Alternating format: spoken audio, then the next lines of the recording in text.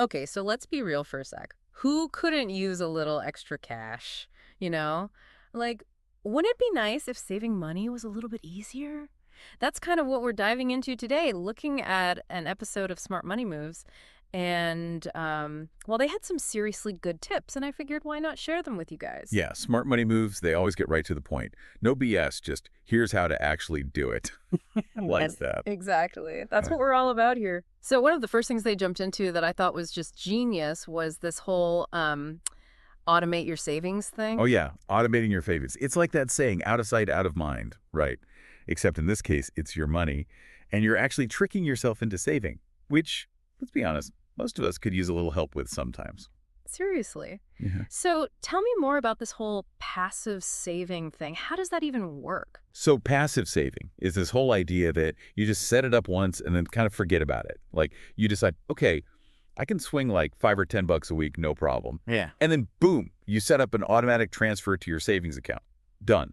You don't even see that money hitting your checking account. And that's where micro saving comes in, right? Like it doesn't have to be this huge chunk of change every month, just those little bits here and there. Exactly. Hmm. It's like sneaking in veggies to your diet. You barely notice them, but they're doing good stuff in the background. And get this, Smart Money Moves talked about this study, right? It found that those tiny wins, like even if it's just saving $5, it actually triggers something in your brain. Okay, now you've got to tell me more about this brain thing. I'm intrigued. So apparently those small wins, they release these feel-good chemicals in your brain. Dopamine, I think. And that little hit of dopamine, it makes you want to repeat the behavior. It's like a positive feedback loop. You save a little, you feel good, you save more. Pretty cool, huh? That is so cool. See, I'm all about that positive reinforcement. Makes saving feel less like a chore and more like I don't know, like a game you can win. Totally. Speaking of winning, Smart Money Moves also dug into these cashback and rewards apps. And let me tell you, some people swear by these things. Oh, yeah, those are kind of my jam. Free money for stuff I was going to buy anyway. Sign me up. They mentioned a couple specifically, Rakuten and Ibotta, right? Yeah, Rakuten and Ibotta, those are the big ones. But here's the thing, and this is key, you got to be smart about it. Don't go buying a bunch of stuff you don't need just because you get a few bucks back. It defeats the purpose, right? Right, right. It's all about being strategic. Exactly. Like, I'll use them for sure, but only on things I was already planning to buy. Makes sense. Treat it like a bonus, not a reason to spend more. So, have you had any luck with these apps yourself? Like any major wins? Okay, so get this. I needed a new laptop a while back, right? And I was already planning on dropping some serious cash on it. But then I remembered Rakuten. Hold up. Are you telling me you got cash back on a laptop? Oh, I did. It was a decent chunk of change, Yeah. too. I was shocked, honestly. It was like getting paid to upgrade my tech. Okay, that is awesome. Now you're making me want to check my Rakuten balance. See, this is what I'm talking about. Little things add up. Totally. Okay, so enough about my online shopping habits. Let's talk about price comparison tools. Yeah. These things are like essential in my book. Oh, yeah. Price comparison tools. Those are game changers, especially for online shopping. Seriously, like how many times have you gotten caught up in the moment, scrolling, adding stuff to your cart, and then bam, you see the total at checkout, and you're like, whoa, how'd that happen? Ugh, too many times. Don't even get me started. It's like they hide the price on purpose or something. Okay, maybe not that bad, but still. But that's where those price comparison tools come in, right? Like Honey, for example. That little extension, it's a lifesaver. It just pops up and tells you if there's a better deal somewhere else. Yeah, I use Honey. It's amazing how often it finds a coupon code or something, like free money just for clicking a button. Exactly. Or even Google Shopping, You can just search for what you want and boom, it shows you prices from a bunch of different stores. No more clicking back and forth a million times. It's all about working smarter, not harder, am I right?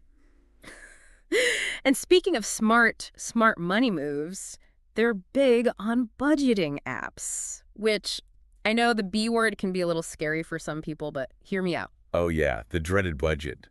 It's like, as soon as you say that word, people think you're going to make them eat ramen noodles for a month. Right, like no more lattes for you.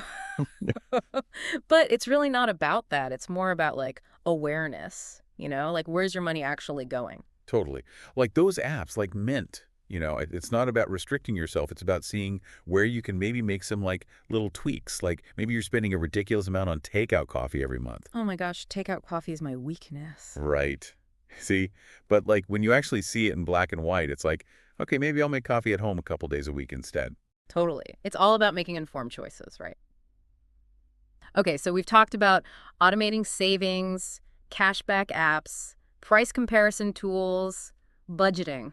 Oh, this next one is big. Smart money moves was all about this. Bulk buying. Oh yeah, buying in bulk. It's like a superpower, especially if you're trying to save money on groceries. But, and this is a big but, you got to be realistic about it. Okay, so tell me more about this realistic thing. Okay, so yeah, buying in bulk can save you a ton of money, but only if you actually use all that stuff before it goes bad. Right, there's nothing worse than thinking you're getting a great deal and then having to throw half of it away a month later. Exactly. Like case in point, that giant tub of yogurt that was on sale. Yeah, half of it turned into a science experiment in the back of my fridge. Not my proudest moment. Been there. So what's the solution? How do you know when to buy in bulk and when to just stick to the regular size? It's all about knowing yourself, really. Like, if you know you go through a gallon of milk a week, then by all means, buy the giant container. But if you're only a casual yogurt eater, maybe stick to the small packs. Okay, so be honest with yourself about your consumption habits. Good advice. And speaking of things we might be over-consuming, Smart Money Moves had some thoughts on subscriptions. Ugh, subscriptions. Yeah. They're like the silent budget killer. They just sneak up on you, those little recurring charges. Tell me about it. I swear, every time I check my bank statement, there's another subscription I forgot I even had. Right. And the thing is, individually, they don't seem like that big of a deal. But then you add them all up, and it's like, whoa, I'm basically funding someone's vacation every month. Seriously. So what's the strategy here? How do you stay on top of the subscription madness? Okay, so Smart Money Moves, they had this brilliant idea, right? Calendar reminders. Calendar reminders. Like set a reminder for yourself every few months or so to just go through and look at all your subscriptions. Okay, that's actually genius. I never thought about setting reminders for that. I'm totally doing that. Right. It's so simple, but it works. Mm-hmm. Like out of sight, out of mind. But if you've got that reminder popping up, you're more likely to actually take action. Totally. Okay, so calendar reminders. Check. What else? They also talked about meal prepping, which I know it sounds kind of boring, but it can actually be a huge money saver. And bonus, you'll probably eat healthier too. Okay, 2 birds, 1 stone. I like it. But let's be real, meal prepping can feel a little daunting sometimes. Any tips on how to actually make it happen? Totally. One thing Smart Money Moves mentioned that I thought was kind of cool was like theme nights. Theme nights, like for dinner. Yeah, like, Meatless Monday or Taco Tuesday, that kind of thing. Just makes it easier to plan, when you've got a theme. That's a really good idea, actually. I might have to steal that one. So, okay, we've covered a lot of ground here. Automating savings, cashback apps, price comparison tools, budgeting, bulk buying, subscriptions, meal prepping. Ooh, that's quite a list. Right. And you know what? It's a lot to take in, but what really struck me listening to Smart Money Moves is that you don't have to do it all at once. Like, it's okay to start small, right? Absolutely. Like, even if you just pick 1 or 2 things from this whole list and actually do them, that's a win in my book. Totally. It's all about making those small changes that over time make a big difference. So, out of all the stuff we've talked about today, what's like the one thing that really resonated with you? Honestly, it's the whole mindset thing. Like, it's not about being perfect, Yeah. It's about making conscious choices with your money. Being intentional. Yes. Yeah. Exactly. Like, every time you spend money, it's like you're making a decision about your future self. Mm. And that's powerful. That is powerful. I love that. So for anyone listening, think about it. What's one small change you can make today?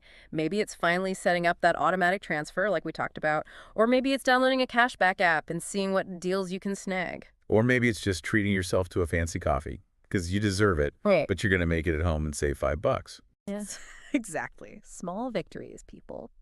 Okay, so that's it for this is deep dive into the world of saving money. Hopefully you guys learned a thing or two, or at least got a little inspiration to take control of your finances. And have some fun while you're at it. It doesn't have to be all doom and gloom, right? Right, saving money can be fun.